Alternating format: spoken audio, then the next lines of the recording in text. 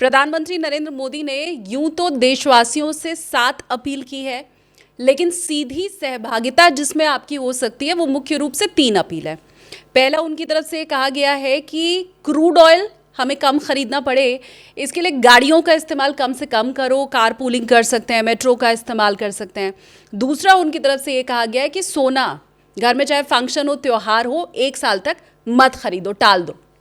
तीसरी बड़ी बात उनकी तरफ से कही गई है कि खाने के तेल में भी कटौती करो। तो देश का प्रधानमंत्री अगर आपसे यह आग्रह कर रहा है कि खाने के तेल में कटौती कर दो, गाड़ियों में जो तेल डलवा रहे हो उसमें कटौती कर दो, तो क्या इसके पीछे बहुत बड़ी कोई वजह है?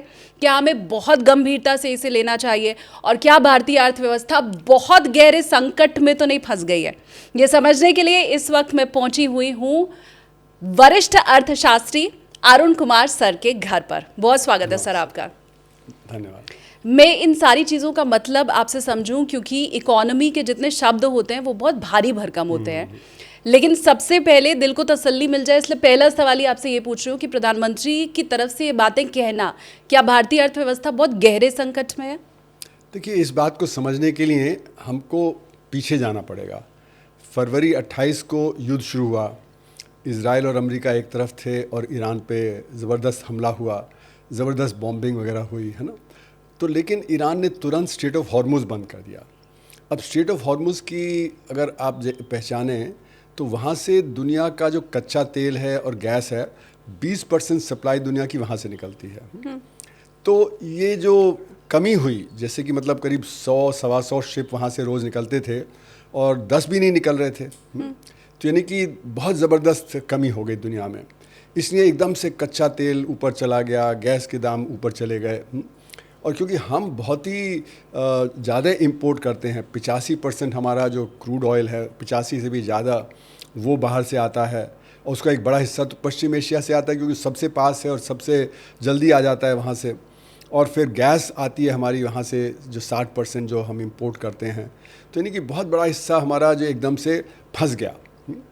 तो इसका मतलब क्या हुआ? इसका मतलब ये हुआ कि ये गैस क्या है और ये आपका क्रूड ऑयल क्या है? ये एनर्जी है। एनर्जी हर चीज़ के उत्पादन में लगती है। आपको कुछ भी बनाना है, हाँ, घर पे खाना बनाना है, आपको होटल जाना है, आपको ट्रांसपोर्ट करना है, आपको मतलब कार खरीदनी है ना, दुकान पे जाना है, सब में एनर्जी लगती है। तो एनर्जी के बिना उत्पादन नहीं हो सकता, ट्रांसपोर्टेशन नहीं हो सकता, घर पे कंजम्पशन नहीं हो सकता। तो जब एनर्जी की शॉर्टेज होगी तो उसकी पूर्ति आप किसी तरह से नहीं कर सकते, उसके लिए कोई सब्स्टिट्यूट नहीं है। आप ये तो ज़रूर कर सकते हैं कि थोड़ा बहुत बिजली आपने ज़्यादा इस्तेमाल कर ली, थोड़ा बहुत आपने समझिए कि इलेक्ट्रिक व्हीकल से इस्तेमाल कर लिया, या कुछ इस तरह से थोड़ा बहुत, पर वो भी थोड़ा बहुत ही है। आप जो घर में गैस इस्तेमाल कर रहे हैं, कोयला कर सकते हैं, लकड़ी कर सकते हैं, पर वो भी थोड़ा है, क्योंकि बहुत सारे लैंडलॉर्ड अलाउ नहीं करते। तो इसलिए जो एकदम से जो ये शॉर्टेज हुई, उसका असर ये था कि आपके उत्पादन पे असर पड़ेगा, आपके घर पे असर पड़ेगा। हमने देखा कि गरीब लोग जो हैं वो पलायन करने लगे, क्योंकि वो कई दिन तक खाना नहीं बना पाए, क्योंकि उनको जो गैस का सिलेंडर जो था वो मिल नहीं रहा, या मिल रहा है तो बहुत ऊंचे दाम पे। हमारा जो आम नागरिक है, जो असंगठित क्षेत्र का, वो 10,000, 11,000, 12,000 रुपये से कम कमाता है। तो उसके अगर एकदम से सिलेंडर का दाम जो 950 है वो 4,000, 5,000 हो जाए तो उसको तो सारा बजट ख़त्म हो गया, ठीक है ना। उसके पास तो खाना खरीदने के लिए पैसा नहीं बचेगा, बच्चे के स्कूल की फ़ीस के लिए पैसा नहीं बचेगा। तो एकदम से सारा कुछ गड़बड़ा गया। तो यानी कि एक ये एनर्जी शॉक हुआ, जिसकी वजह से दाम, क्योंकि एनर्जी के दाम बढ़ेंगे तो सब चीज़ों के दाम बढ़ेंगे, तो इन्फ्लेशन होगा। लेकिन ये जो कच्चा तेल है ये सिर्फ एनर्जी नहीं है, इसमें से बहुत सारे केमिकल्स निकलते हैं। आपका इसमें से एलपीजी भी निकलता है ना। तो अगर आपका ये क्रूड ऑयल की कमी हो गई तो एलपीजी की कमी हो जाएगी।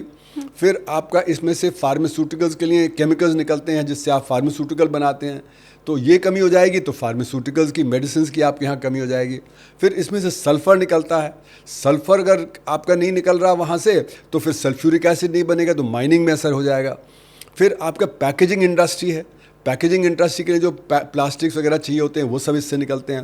प्लास्टिक इंडस्ट्री को चाहिए, आपकी कुर्सी है, मग है, वो सारा इसमें से निकलता है, वो उसकी कमी हो जाएगी। फिर सेकेंड राउंड में देखिए फर्टिलाइज़र होता है, इससे फर्टिलाइज़र की कमी होगी तो खाने पीने के उत्पादन में आपकी कमी आ जाएगी। और इस साल तो ये खतरा है कि सुपर एल नीनो आ रहा है जुलाई के बाद, यानी कि ड्राउट काफ़ी ज़बरदस्त हो सकता है। तो ये दो कॉम्बिनेशन, फर्टिलाइज़र की शॉर्टेज और एल नीनो अगर जो आता है तो उससे फूड की जो शॉर्टेज होगी तो उससे फिर और जो हमारे यहाँ परेशानी हो जाएगी, क्योंकि गरीब आदमी को जो खाना पीना मिलता है वो भी बहुत महंगा हो जाएगा। तो एक मतलब कि second round, third round, fourth round, इस तरह से ये चीज़ें बढ़ती जाएंगी। इसका और भी असर है कि जैसे कि आपने देखा कि ये जो क्रूड ऑयल के दाम बढ़ गए, आपके गैस के दाम बढ़ गए, तो इम्पोर्ट बिल बढ़ गया। हालांकि आ कम रहा है, लेकिन क्योंकि दाम एकदम से 50-60% बढ़ गए, जो ब्रेंट जो क्रूड जो $70 का था वो $100 से ऊपर चला गया, यानी कि एकदम 40% बढ़ गया, तो आपका इम्पोर्ट बिल बढ़ गया। दूसरी तरफ आपका एक्सपोर्ट जो है वो कम हो गया।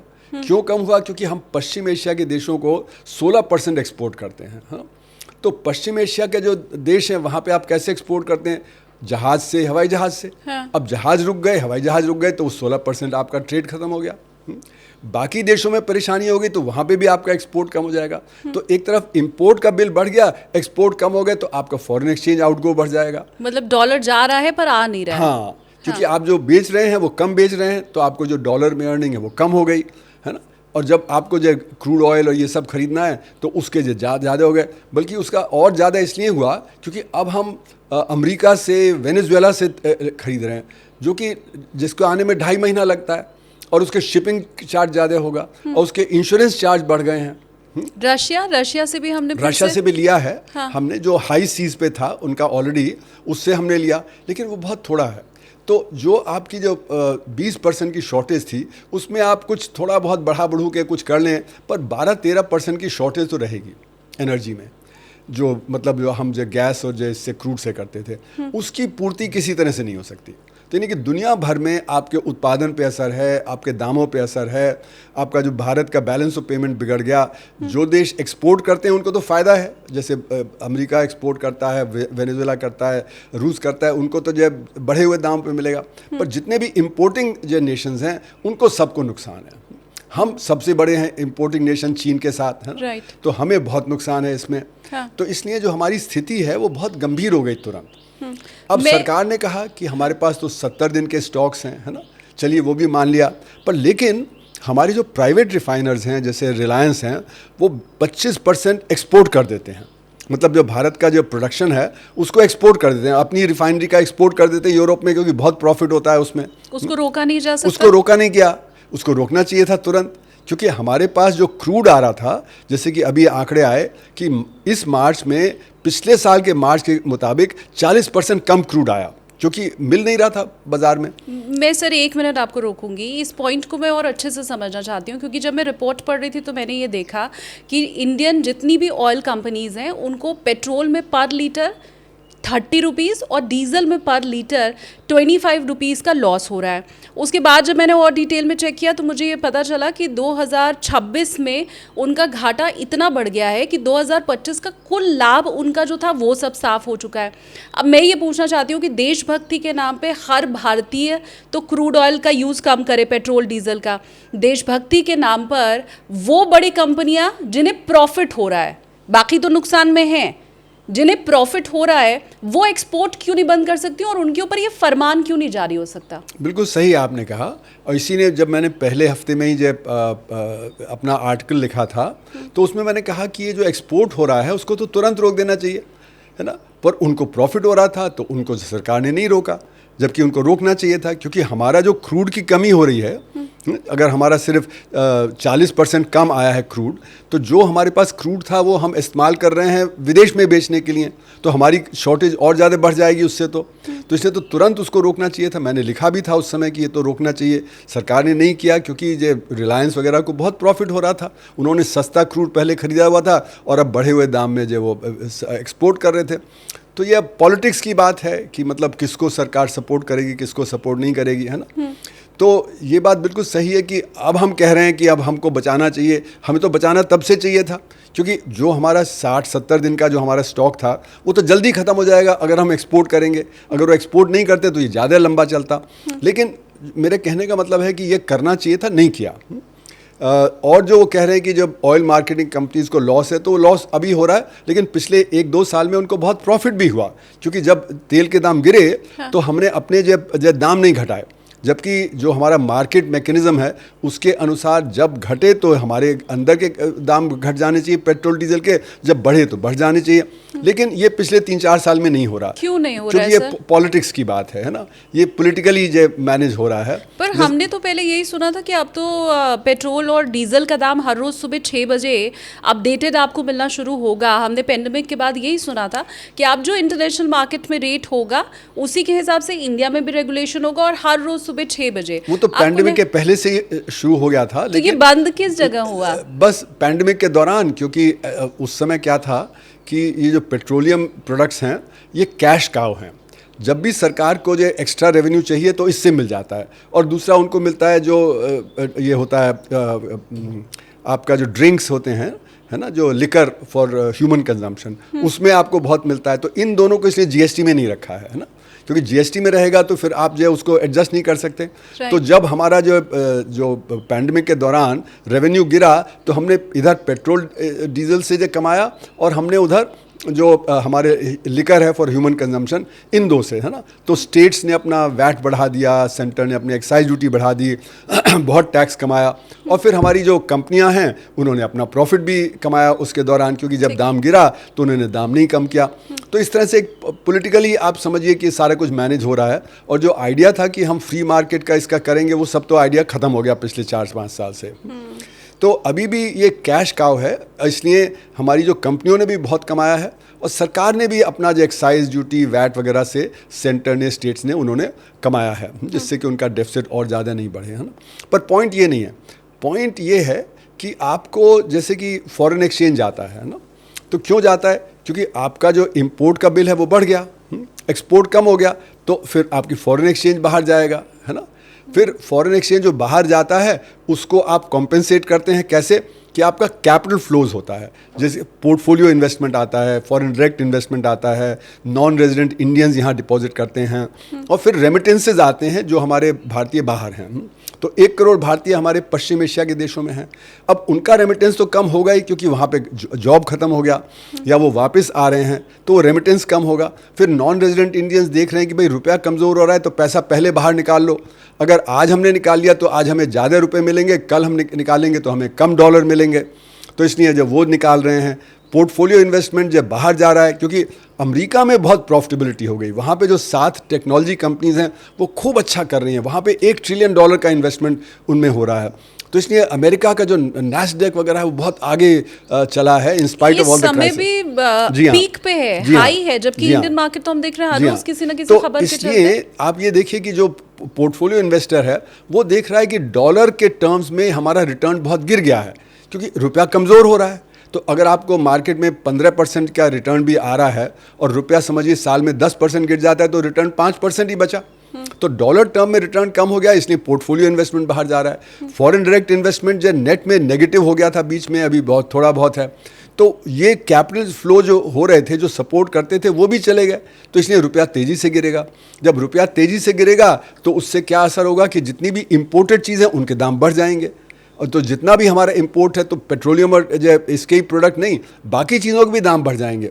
और क्योंकि शिपिंग चार्ज बढ़ गए हैं, इंश्योरेंस चार्ज बढ़ गए हैं, तो और भी ज़्यादा बढ़ जाएगा। तो इससे हमारा जो डेफिसिट है, जो फॉरेन बैलेंस ऑफ पेमेंट में, वो बहुत ज़्यादा डेफिसिट बढ़ रहा है।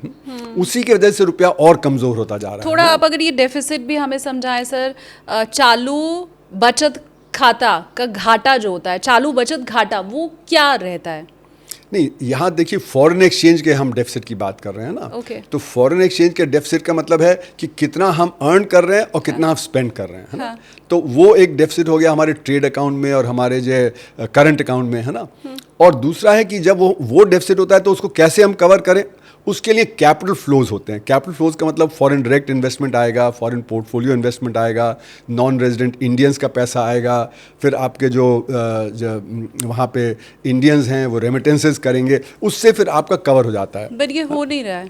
नहीं, ये क्योंकि इस समय देखिए क्यों पैसा आदमी इन्वेस्ट करता है, अर्न करने के लिए रिटर्न। अगर मुझे कहीं और ज़्यादा रिटर्न मिल रहा है तो मैं नहीं यहाँ पे करके वहाँ पे इन्वेस्ट करूँगा। तो जब यहाँ पे ज़्यादा रिटर्न मिलेगा तो यहाँ करूँगा, वहाँ ज़्यादा होगा तो वहाँ करूँगा। तो इसलिए इसलिए जो पोर्टफोलियो इन्वेस्टमेंट है वो जल्दी से आता है, जल्दी चला भी जाता है। और नॉन रेजिडेंट इंडियंस भी देखेंगे कि भाई अगर रुपया इतना गिर रहा है तो फिर मेरा जो पैसा वहाँ पे लगा है उसका रिटर्न बहुत कम हो गया। बैंकों ने इंटरेस्ट रेट कम कर दिया। अगर आपको 7-8% की ही बैंक में मिल रहा है और रुपया 6% गिर रहा है तो आपका तो 1% ही रिटर्न बचा, तो आप वापस ले जाके उसको कहीं और इन्वेस्ट करेंगे। तो नॉन रेजिडेंट इंडियंस का भी और सब। फिर हमारे एक्सपोर्टर्स जो हैं, एक्सपोर्टर्स देखेंगे अच्छा रुपया कमज़ोर हो रहा है तो अगर मैं अभी जो एक्सपोर्ट के प्रोसीड्स है वो आज मैं नहीं लाता, हाँ, तो फिर मुझे ज़्यादा रुपए ज़्यादा मिल जाएंगे जब रुपया कमज़ोर होगा। तो एक्सपोर्टर जो हैं वो प्रोसीड्स वापस नहीं लाएंगे। इंपोर्टर्स कहेंगे कि कल अगर मैं खरीदूंगा तो मुझे ज़्यादा रुपए देने पड़ेंगे, तो इसलिए जल्दी से इंपोर्ट कर लो। तो एक्सपोर्टर्स भी करेंगे, इंपोर्टर्स भी करेंगे, स्पेकुलेशन भी होगा, है ना। इस सारी चीज़ों की वजह से फिर हमारा बैलेंस ऑफ पेमेंट और बिगड़ जाता है। तो इसीलिए आरबीआई की कोशिश रही है कि वो धीरे धीरे गिरे। एकदम से धड़ाम से गिरेगा तो बहुत ज़्यादा स्पेकुलेशन हो जाएगा, तो वो मार्केट में इंटरवीन कर करके जिससे कि रुपया एकदम से बहुत ज़्यादा ना गिरे। मतलब ऐसा नहीं कि 90 से एकदम से 93-94 तो हाहाकार होगा तो और ज़्यादा स्पेकुलेशन बढ़ जाएगा। हाँ। तो धीरे धीरे रुपया गिरता जा रहा है, पर उससे हमारी अर्थव्यवस्था पे असर पड़ रहा है। तो मेरा ये मानना है कि जैसे कि हमको फॉरेन एक्सचेंज की बचत करनी है, क्योंकि जब फॉरेन एक्सचेंज जब बाहर जा रहा है तो कमज़ोरी है, तो उसके लिए फिर जो गोल्ड है या ये सब चीज़ें हैं जो इनएसेंशियल्स हैं उन पे हमें रोक लगानी चाहिए। फिर उसमें अगर आप देखें तो सबसे बड़ी बात यह कि हम लिबराइज्ड रेमिटेंस स्कीम ऑपरेट करते हैं, जिसके तहत लोग पैसा लेके विदेश जाते हैं और चीज़ों में करते हैं। तो हमको तो एलआरएस स्कीम तुरंत रोक देनी चाहिए थी। हमने एलआरएस स्कीम पे भी कुछ नहीं किया, जब मतलब ये पता था कि ये सब होगा। तो ये भी पता था कि युद्ध काफ़ी लंबा खींच सकता है, क्योंकि अगर आप देखें जितने भी युद्ध हुए हैं, अफ़गानिस्तान हुआ, इराक हुआ, सीरिया हुआ, 10 साल चले हैं। और यहाँ पे ईरान बहुत बड़ा देश है, तो ये तो आशंका थी कि ये भी युद्ध शायद लंबा चले। तो ये सोच के नहीं चलना चाहिए था कि 1 हफ्ते 10 दिन में ख़त्म हो जाएगा।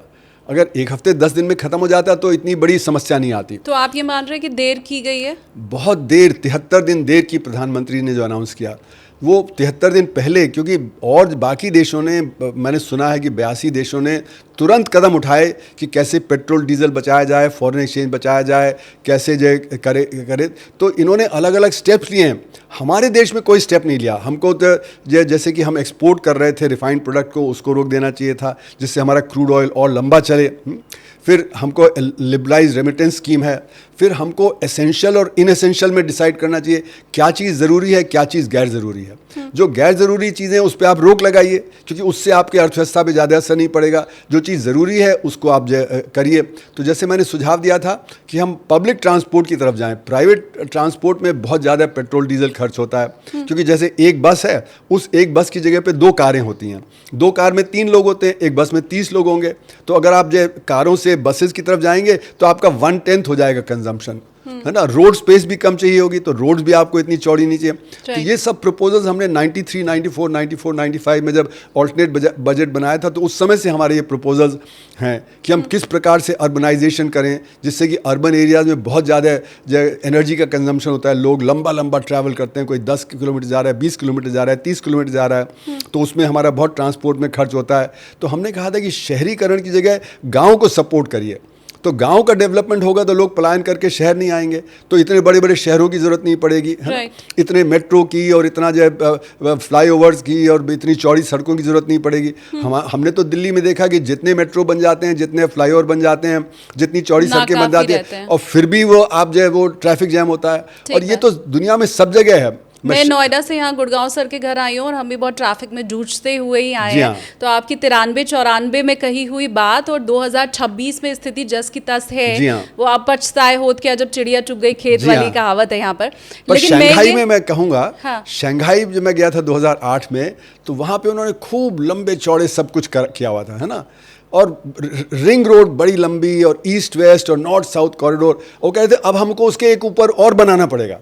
तो यानी कि समाधान इसमें नहीं है। समाधान है कि हम किस प्रकार का शहरीकरण करें। शहरीकरण बहुत महंगा होता है, उसमें एनर्जी का बहुत इस्तेमाल होता है, तो इसलिए हमको लॉन्ग टर्म में सोचना पड़ेगा कि हमारी क्या पॉलिसीज़ हों। तो ये लॉन्ग टर्म पॉलिसीज़ में हम बहुत कमज़ोर हैं, क्योंकि हमने वो प्लानिंग नहीं की जिससे कि हमारा देश सुचारू रूप से चले, प्रदूषण कम हो, क्योंकि सबसे प्रदूषण भी होता है। इसीलिए हमारे देश में जो हमारी हवा है बहुत प्रदूषित है, सबसे जो प्रदूषित शहर हैं वो हमारे देश में हैं, सबसे प्रदूषित नदियाँ हैं वो हमारे देश में हैं, क्योंकि हम इन चीज़ों पर ध्यान नहीं दे रहे हैं। तो मेरा मानना है कि प्रधानमंत्री जी ने जो कहा अभी, वो ज़रूरी है कि हमको गोल्ड एक इनएसेंशियल है ना, फॉरेन ट्रैवल इनएसेंशियल है, पर साथ में ये 5 स्टार 7 स्टार कल्चर भी इनएसेंशियल है। जो हमारा corporate sector 5 star 7 star culture में जीता है ना, वो एक रात में इतना खर्च कर देते हैं जितना एक व्यक्ति पूरे साल में जो कंजम्पशन करता है। तो इसलिए हमें वो 5 स्टार 7 स्टार कल्चर भी रोकना चाहिए और सरकार की फिजूल खर्ची भी रोकनी चाहिए।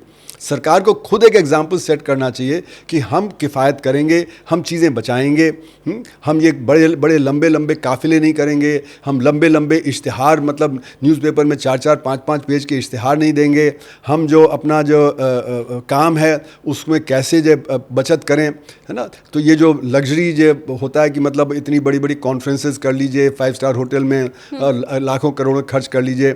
अब जैसे कि प्रगति मैदान में इतना बड़ा वो भारत मंडपम बनाया है, वो इतना ठंडा करके रखते हैं, वहाँ पे ठंड लगती है ना। तो आप जैसे 16 डिग्री 18 डिग्री की जगह उसको 25 डिग्री कर दीजिए। तो मैंने ये भी सुझाव दिया था जब पहले हफ्ते में कि हमको ये हिदायत दे देनी चाहिए कि एसी को हम 25 डिग्री से और कम पे नहीं चलाएंगे उसमें, क्योंकि एसी बहुत बिजली खाता है। अब हालांकि मैंने सुना है सरकार वो पॉलिसी लेके आ रही है घरों के एसी के लिए, मुझे बड़ी कंपनीज का नहीं मालूम है, जिसमें उसमें कैपिंग रहेगी, आप 25 डिग्री 22 डिग्री से नीचे कर ही नहीं पाएंगे।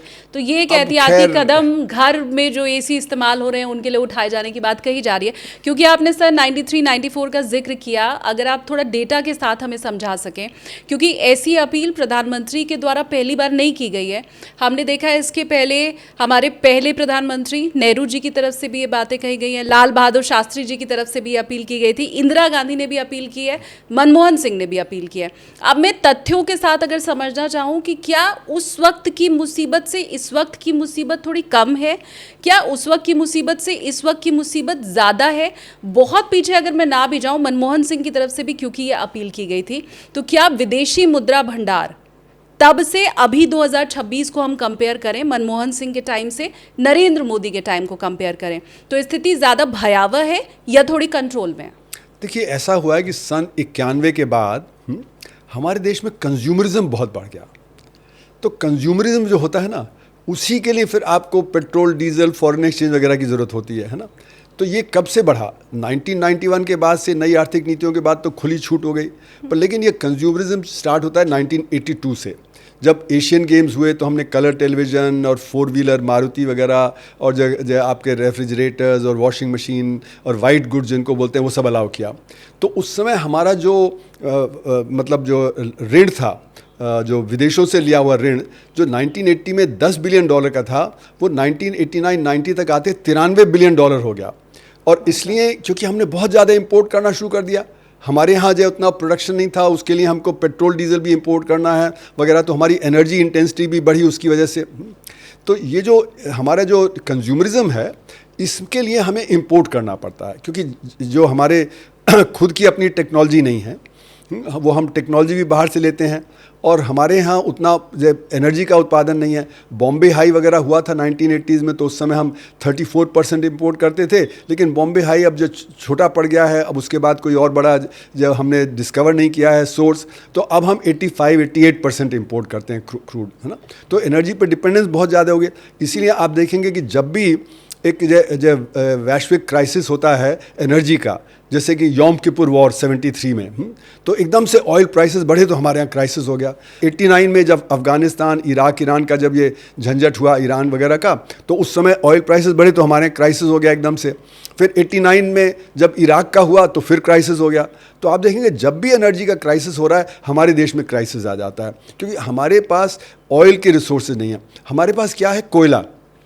तो कोयला बहुत है लेकिन काफ़ी वो ख़राब क्वालिटी का है, तो इसलिए कोल गैसिफिकेशन एक पॉसिबिलिटी थी, जिसकी बात 1950s में हुई कि हम कोल गैसिफिकेशन की तरफ जाएं, उससे फिर हम फर्टिलाइज़र भी बनाएं, उससे हम एनर्जी क्रिएट करें, तो वो कोयला हमारे पास काफ़ी है, तो इसलिए कोल गैसिफिकेशन की तरफ हम जा सकते थे। फिर बायो मटेरियल हमारे पास बहुत है, तो बायोगैस की बात 1960s में हुई, तो बायोगैस को करना चाहिए। फिर हमारे देश में सूरज बहुत आता है ना, सूरज के मतलब बहुत ही हमें जब एनर्जी मिलती है ना, तो उससे हम अगर हम सोलर एनर्जी पे कंसंट्रेट करते, उस पर रिसर्च करते, तो ये तीनों चीज़ें करते तो हमारा इतना डिपेंडेंस ऑयल वगैरह पे नहीं होता। तो एक तरफ कंज्यूमरिज्म, दूसरी तरफ इम्पोर्टेड एनर्जी पे डिपेंडेंस, ये दो मिलके हमारे क्राइसिस क्रिएट करते हैं, है ना। इसीलिए हमको फॉरेन एक्सचेंज बचत करनी पड़ती है, हमें कहना पड़ता है कि भाई आप ज़्यादा मत खपत करो जिससे कि फॉरेन एक्सचेंज हो। तो किसको खपत नहीं करनी चाहिए? हमारे जो गरीब आदमी है, 94% जो असंगठित क्षेत्र है, वो तो बेयर मिनिमम खपत करता है, वो तो सर्वाइवल है। तो ये जो 6% हमारे लोग हैं जो संगठित क्षेत्र में हैं, वहीं पे है, वहाँ पे भी जो वर्कर है उसकी तनख्वाह तो इतनी है नहीं, तो ये मान के चलिए कि 3-4% हमारे देश के हैं वासी जो खूब कंजम्पशन करते हैं, है ना। वही विदेश घूमने भी जा रहे हैं, वही सोना भी खरीद रहे हैं, वही तेल भी फूक रहे हैं। जी हाँ। तो इसलिए जो हमारा प्रॉब्लम है कंज्यूमरिज्म का और जो इसका, वो ये 3-4% लोगों का है ना, उनकी वजह से सारी आफत है। तो इसलिए हम लोगों ने अपने ऑल्टरनेट बजट में कहा था कि देश के पास साधन आम आदमी के लिए तो हैं, पर जो कंज्यूमरिज्म है अमीर का, उसके लिए कमी है। क्योंकि जो हमारा जो समृद्ध समाज है, 3% 4% जो खूब कंजम्पशन करता है ना, वो चाहता है यूरोपियन लाइफस्टाइल रहे। अब यूरोपियन लाइफस्टाइल का मतलब है कि उनकी तो हमसे प्रति व्यक्ति आय 20 गुना ज़्यादा है। तो अगर ये 3-4% लोग हम प्रति व्यक्ति आय से 20% ज़्यादा खर्च करेंगे, तो ये तो हमारे जीडीपी का 80% एब्जॉर्ब कर लेंगे, तो बाकी 97% के लिए तो 20% ही बचेगा। तो इसलिए हम कहते हैं हमारे पास रिसोर्सेज की कमी है। पर अगर ये 3-4% का कंज्यूमरिज्म इस प्रकार का नहीं होता, तो हमारे देश में साधन आम आदमी के लिए हैं, उनकी शिक्षा के लिए, उनके स्वास्थ्य के लिए, उनके पीने पानी के लिए, उनके बिजली के लिए वगैरह साधन हैं। तो कंज्यूमरिज्म जो है और जो हमारा जो डिफ्रेंशिएशन हो रहा है between the well of and the poor, वो एक इसके भयंकर समस्या क्रिएट कर रहा है। तो अभी जो अपील हमारे होनी चाहिए हमारे समृद्ध समाज के जो 3-4% हैं जो कंज्यूमरिज्म में इंडल्ज करते हैं, उनसे हमें अपील करना पड़ेगा कि भाई आप ये 5 स्टार 7 स्टार यूरोपियन स्टाइल की लग्जरी लाइफ, इससे आपको रोकना पड़ेगा, तभी कोई उद्धार है। गरीब आदमी तो क्या करेगा, वो कहाँ काट सकता है? हाँ। उसको तो कुछ काटने का है नहीं। और कहावत है ना सर, नंगा नहाएगा क्या निचोड़ेगा क्या। हाँ। वो मेरे ख्याल से उसी स्थिति में वो जी रहे हैं। हाँ। मैं हालांकि देश में कितने लोग मानेंगे मोदी जी की अपील, कितने नहीं मानेंगे मैं नहीं जानती हूँ। मुझे कमेंट करके आप बताइए कि आप में से कितने ऐसे लोग हैं जिन्होंने पब्लिक ट्रांसपोर्ट यूज़ करना शुरू कर दिया है, कितने ऐसे लोग हैं जिनके घर में शादी है इस साल लेकिन उन्होंने ये तय किया है कि वो सोना नहीं खरीदेंगे। इंतज़ार रहेगा आपके कमेंट का। लेकिन मैं ये समझना चाहती हूँ सर, मोदी जी ने जो कहा है हम सब भारतीय अगर वो मान लें तो रुपया जो कल रिकॉर्ड टूट गया 95 रुपया 57 पैसा, आज जब मैं सर के साथ बात कर रही हूँ तो कल रुपए ने अपना सबसे बुरा दिन देखा। $1 95 रुपया 57 पैसे का जो हो चुका है, वो अगर मोदी जी की अपील हम मान लेते हैं तो आपको लगता है 92 फिर 91 फिर 90 फिर $87 तक पहुँच सकता है? अभी ये कह नहीं सकते, पर यह है कि और ज़्यादा न गिरे, है ना। अभी तो यही रोकना है, क्योंकि अगर हमारा देखिए ना, क्योंकि हमने इतना सारा जब एक्सपोर्ट कर दिया है ना, और आज हमारे स्टॉक्स बहुत कम हो गए होंगे, है ना। तो जो स्टॉक्स कम हो गए होंगे तो उससे हमारी जो शॉर्टेज जो है पेट्रोल डीजल की और बाकी चीज़ों की, वो बढ़ती जाएगी। जब शॉर्टेज बढ़ेगी तो अर्थव्यवस्था में उथल पुथल होगी, तो एक तरह से स्टैगफ्लेशन तो आ ही गया है, वो रिसेशन की तरफ चला जाएगा, है ना। तो इसको रोकना ज़रूरी है। तो इसीलिए फिजूल खर्ची रोकना ज़रूरी है वगैरह वगैरह जो कह रहे हैं। पर मैं कह रहा हूँ कि उन्होंने 73 दिन लेट कर दिया, वो हमें पहले दिन से ही इस पे एक्ट करना चाहिए था, क्योंकि हमें पता था कि ये युद्ध लंबा चल सकता है। अगर नहीं चलता तो हम जब ठीक है, लेकिन मैं 1 मिनट रोकूं सर आपको। इसे आपने कहा हमने 73 दिन लेट कर दिया, इसे इस नज़रिए से देखें कि हमने 73 दिन लेट कर दिया, या इसे इस नज़रिए से देखें कि विश्व के बाकी देशों में तो जनता तक भार पहुंचा दिया गया लेकिन 73 दिन तक हमारे ऊपर कोई इम्पैक्ट हमारी सरकार ने नहीं होने दिया। कैसे देखें इसे? नहीं, देखिए ऐसा है कि आज आप ज़्यादा खर्च कर सकते हैं और समृद्ध हो सकते हैं, लेकिन उसकी वजह से आपकी सेविंग खत्म हो गई तो कल तो आपको कंगाल हो जाएंगे ना। तो कौन सा प्रेफर्ड ये है कि भाई सब बराबर चलता रहे ना, मतलब कि आप कंगाल ना हो जाएं कल, है ना। अभी तो ऐसी स्थिति हो सकती है क्योंकि हमने इतना एक्सपोर्ट भी किया, लिबरलाइज रेमिटेंस स्कीम को भी नहीं रोका, फॉरेन एक्सचेंज भी बाहर जा रहा है और भी तेज़ी से जा सकता है ना। तो हमें तो ऐसी नीति अपनानी चाहिए जिससे कि हम लॉन्ग टर्म पॉलिसी फॉलो करें। ये नहीं कि हम शॉर्ट टर्म पॉलिसी करें, शॉर्ट टर्म ने हम सब अच्छा कर दिया लेकिन उसकी वजह से हम लॉन्ग टर्म में अगर जब कंगाल हो गए तो फिर क्या होगा फ़ायदा, है ना। तो इसलिए जो भी सरकार होती है उसको लॉन्ग टर्म में सोचना चाहिए, ना कि शॉर्ट टर्म में, है ना। तो लॉन्ग टर्म में सोचने का मतलब है कि हमें अपने क्रूड रिजर्व बचाने हैं, फॉरेन एक्सचेंज रिजर्व बचाना है, और जनता को, जो गरीब जनता है जिसको परेशानी हो रही है उसको बचाना है। जो हमारा अमीर आदमी है, जो टॉप 3% है, वो तो उनके पास काफ़ी सेविंग है, गरीब आदमी के पास तो कोई सेविंग नहीं होती। जैसे पैंडमिक के दौरान भी इंटरव्यू में 80% लोगों ने कहा कि हमारे पास तो इतनी सेविंग नहीं है कि हम एक हफ्ता बिना काम किए चला सकें, इसलिए गांव चले गए। लाखों करोड़ों लोग जो पैदल चलने को तैयार हो गए, बच्चों को कंधे में लिए अपना सामान ढोते हुए, है ना, 500 किलोमीटर 400 किलोमीटर चल गए। उनके पास खाने पीने का भी नहीं था, रास्ते में किसी ने खाना पीना दे दिया, उसी पर निर्भर। तो इतनी बुरी हालत है हमारे देश में। इतना बड़ा असंगठित क्षेत्र किसी और देश में नहीं है, इतनी ज़्यादा गरीबी किसी और देश में नहीं। आपने ब्राज़ील में ये नहीं देखा, चीन में नहीं देखा, आपने अफ्रीका के देशों में नहीं देखा कि इतने बड़े पैमाने पे लोग जो शहर से गांव में जा रहे हैं। ये दिखा रहा है कि हमारे जो आम नागरिक है, जो असंगठित क्षेत्र में है, 94% वर्कर वहाँ पे हैं, उनकी हालत बहुत ख़राब है। तो इसलिए उन पर बोझ ना पड़े, क्योंकि उन पर बोझ पड़ेगा तो हालात और बिगड़ जाएंगे। तो बोझ हमें देखना चाहिए कि बैलेंस कैसे करें इस पॉलिसी को, है ना। तो तुरंत हमें अपील तो यही करनी चाहिए थी कि 5 स्टार 7 स्टार कल्चर वो तो लग्जरी है, उसको तो हम उसका तो कोई असर पड़ेगा नहीं हमारे उत्पादन पे या उस पे। हाँ। उससे हम ऑयल बचा सकते हैं, उससे फॉरेन एक्सचेंज बचा सकते हैं, क्योंकि जो लग्जरी कंजम्पशन है उसमें बहुत इंपोर्टेड कंपोनेंट होता है। तो इसलिए मेरा ये मानना है कि सरकार को अपील करनी चाहिए थी, और उस अपील को तभी माना जाएगा जब सरकार खुद रास्ता दिखाएगी।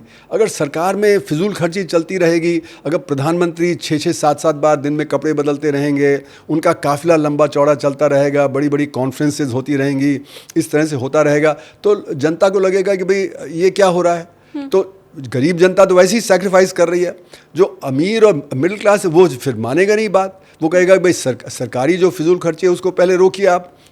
तो अगर हमें एक कंसेंसस बिल्ड करना है तो ऑपोजिशन को साथ लेना पड़ेगा।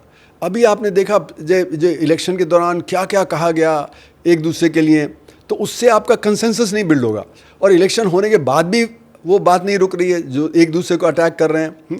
तो कंसेंसस बिल्ड करना प्रधानमंत्री के हाथ में है, क्योंकि प्रधानमंत्री देश के प्रधानमंत्री हैं, ना कि रूलिंग पार्टी के। तो एक स्टेट्स पर्सनशिप के नाते उनको ऑपोजिशन को साथ लेना चाहिए, और ये जो इजूल फिजूल अटैक कर रहे हैं एक दूसरे पे ना, बेमतलब के अटैक हो रहे हैं, वो सब रुकना चाहिए। और अगर प्रधानमंत्री नहीं रोकेंगे, रूलिंग पार्टी नहीं रोकेगी, तो ऑपोजिशन क्यों रोकेगी। तो ये बीड़ा तो रूलिंग पार्टी का है कि वो एक नेशनल कंसेंसस बिल्ड करे, जिससे कि हम नेशन को सुचारू रूप से चला पाएं। और आज की जो मुसीबत है, क्योंकि देखिए एनर्जी का कोई सब्स्टिट्यूट नहीं है।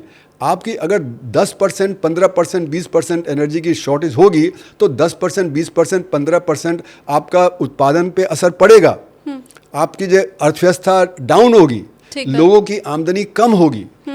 लोगों की आमदनी कम मतलब रियल टर्म में, मतलब इन्फ्लेशन होगा वगैरह होगा, पर रियल टर्म में आमदनी कम हो जाएगी लोगों की, है ना। तो इसलिए ये ऐसे जो क्राइसिस है, जिस तरह का क्राइसिस और पहले नहीं देखा गया। मैं सोना व्यापारी जो हैं उनकी जो परेशानी है वो भी आपके साथ शेयर करना चाहती हूँ, और मैं चाहती हूँ ये बात देश की जनता भी सुने और समझे। मैं गई थी सर ग्राउंड रिपोर्टिंग के लिए। प्रधानमंत्री ने जैसे ही कहा अगले 1 साल तक सोना मत खरीदो, हमारी पूरी टीम कूचा महाजनी गई, जो कि आपका चांदनी चौक में है, और ये एशिया की सबसे बड़ी थोक सोना मंडी है। वहाँ पर व्यापारियों का ये कहना था कि पूरे भारत में अगर हम देखें, जो गली नुक्कड़ में भी बैठने वाले जो जूलर हैं, जो छोटे जूलर हैं, इनकी संख्या करोड़ों में है। किसी ने वहाँ 1 करोड़ संख्या बताई, किसी ने 3 करोड़ संख्या बताई, और उसमें भी जो कारीगर हैं वो ज़्यादातर बंगाली हैं, ऐसा उन व्यापारियों के द्वारा मुझे बताया गया। और उनका ये कहना है कि ये सबको अगर हम जोड़ लें तो आंकड़ा 7 करोड़ तक तकरीबन पहुँचता है, हम अगर कारीगर भी जोड़ लें। तो सोना अगर मैं नहीं खरीदूंगी, सोना अगर मेरा व्यूवर नहीं खरीदेगा, भारतीय नहीं खरीदेगा, तो वो 7 करोड़ घर का चूल्हा कैसे जलेगा। जो बड़े सेठ जी हैं उनकी हो सकता है हमें चिंता ना हो, क्योंकि उनके पास बतेरी सेविंग पड़ी हुई है, वो ना कमाए चलेगा। लेकिन जो कारीगर उनके साथ जुड़ा हुआ है, जो स्टाफ उनके साथ जुड़ा हुआ है, ये कह देना कि सोना मत खरीदो 7 करोड़ घरों का चूल्हा बंद करवा रहा है। मेरा मानना ये बहुत इन्फ्लेटेड फिगर है। 7 करोड़ तो हो ही नहीं सकते, है ना। हमारा अगर आप देखें 7 करोड़ मतलब 70 मिलियन, हमारा जो वर्क फोर्स है वो तो करीब 450-500 मिलियन है। तो उसमें हम ये कहें कि यानी कि करीब करीब 15-20% लोग जो है सोने के व्यापार में काम करते हैं, वो तो इम्पॉसिबल है। उनकी एक आध दुकान का परसेंट स्टाफ, जो भी पियून, लगा सबको लीजिए मिला आप, के। क्योंकि जो भी आप सब लगा लीजिए 1%, आधा परसेंट, 1.5% ऐसे ही होंगे, मेरा मानना है। लेकिन वो बात नहीं है। समझिए 70 मिलियन भी है। सवाल ये उठता है कि आज देश में क्या ज़रूरी है और क्या गैर ज़रूरी है। हमारा सोना सारा इंपोर्ट होके आता है ना। हमारा तो उत्पादन खत्म हो गया। जो कोलार गोल्ड माइन थी वो बहुत पहले बंद हो गई, वहाँ से आधा टन भी सोना नहीं निकलता था। तो जो भी हमारा 700, 800, 900 टन का खपत होती है वो सब इम्पोर्टेड ही है ना। तो उसके फॉरेन एक्सचेंज बाहर जाता है। इसीलिए कहा जाता है कि जो गोल्ड इंपोर्ट है वो अननेसेसरी है ना। वो it is not a necessary thing. अगर वो नहीं भी होगा तो आपका उत्पादन चलता रह सकता है ना। तो ये तो सिर्फ एक लग्जरी आइटम है। इसको बंद करने से आपकी अर्थव्यवस्था नहीं रुकती है। ये बात ज़रूर है कि जो सोने के व्यापार में उनको असर पड़ेगा, है ना। जैसे कि अगर आपका जो मोरबी में टाइल बनाना वो रुक गया है क्योंकि गैस उपलब्ध नहीं है, तो वो भी तो उत्पादन रुका और वहाँ पे जो बेरोज़गारी होगी। उसी तरह खुर्जा में आपका जो सिरेमिक होता है, जो ये बनते हैं, है ना, वो रुक जाएगा तो भी असर पड़ेगा। फिर आपका फर्टिलाइज़र जो कम बन रहा है तो उसमें भी असर पड़ेगा। आपका जो खेती में अगर है तो वहाँ पे भी लोगों की जो परेशानी बढ़ जाएगी। तो परेशानी तो सबकी बढ़ेगी। अब हमें देखना है कि किससे सबसे कम परेशानी हो। परेशानी तो बढ़ेगी बढ़ेगी, इसमें कोई दो राय नहीं, लेकिन जिस चीज़ से कम परेशानी हो वही हमको करना चाहिए। और हम सोना इंपोर्ट करते रहेंगे और ये उसको बेचते रहेंगे तो हमारी परेशानी ज़्यादा बढ़ जाएगी। तो इसलिए सोना एसेंशियल चीज़ नहीं है। सोना हम खाते नहीं हैं, वो तो हम जवाहरात है।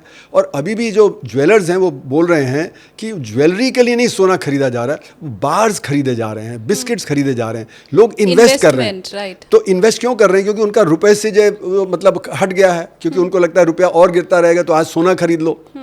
तो सोना इज़ अ लास्ट रिजॉर्ट। और वो कौन कर रहा है? वो टॉप 3% लोग कर रहे हैं। 97% के पास पैसा नहीं है कि वो जो गोल्ड बिस्किट या जो वो बार खरीदें। तो टॉप 3% है वही इसको कर रहे हैं। तो इसलिए अगर वो रुक जाता है और उनका इन्वेस्टमेंट उसमें रुक जाता है तो कोई बड़ी बात नहीं है। हमें देखना है ओवरऑल देश में क्या हो रहा है। देश में परेशानी इतनी ज़्यादा बढ़ती चली जा रही है, लोग पलायन कर रहे हैं शहरों से गांव में वगैरह वगैरह, उत्पादन पे असर पड़ रहा है, बेरोजगारी हो रही है, दाम बढ़ रहे हैं। तो वो ज़्यादा ज़रूरी है कंट्रोल करना बनिस्पत इसके कि सोना बिकता रहे।